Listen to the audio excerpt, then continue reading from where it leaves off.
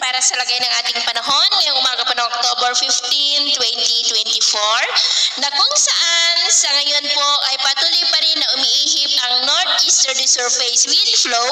o mahinang daloy ng amihan dito po sa northern part ng Northern Luzon at extreme Northern Luzon, habang may easterlies naman po na umiihip sa silangang bahagi ng Central Luzon at mayroon pong intertropical convergence zone o yung salubungan ng mga hangin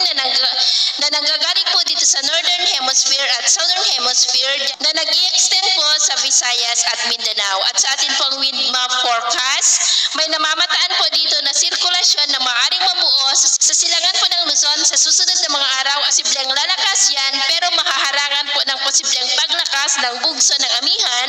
sa susunod na mga araw, kaya posibleng bababa po ang track nito at ang development yan ang ating babantayan kung matutuloy po o hindi. At ang susunod na bagyo dito sa loob ng ating area of responsibility ay tatawagin po sa local name na Bagyong Christine. At ito nga po ay pinapakita ng forecast model natin pong ginagamit hanggang po sa susunod na 2 linggo. At sa lagay ng ating panahon ngayong madaling araw ay generally fair weather naman sa malaking bahagi ng ating bansa, pero may chance pa rin ng mga isolated rains sa ilang bahagi ng Quezon, southern part ng Batangas, ilang bahagi po ng Bicol Region, Calapan, Mansalay, Marinduque, Romblon, Pandan, sa may Aklan, Palawan, Iloilo, Bacolod, Dumaguete, Cebu, Bohol,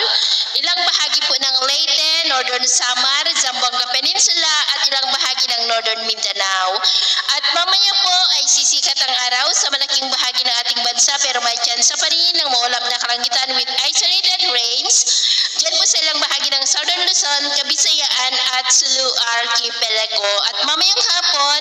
mas maraming lugar na ulit ang makakaranas ng mas maulap na kalangitan with isolated light to heavy rains sa ilang bahagi po ng ating bansa. Kaya kung lalabas po tayo sa ating mga tahanan ay waliin lamang po natin lagi ang magdala ng kahit anong panangga natin sa init ng araw at proteksyon na rin po sa mga biglaang buhos ng ulan. At sa atin naman pong mga baybayin, wala pa rin po tayong nakataas na namang gale warning signals, pero ba yung pag-ingat lamang po kung papalaot tayo para po mas makaiwas sa mga sakunang pangkaragatan.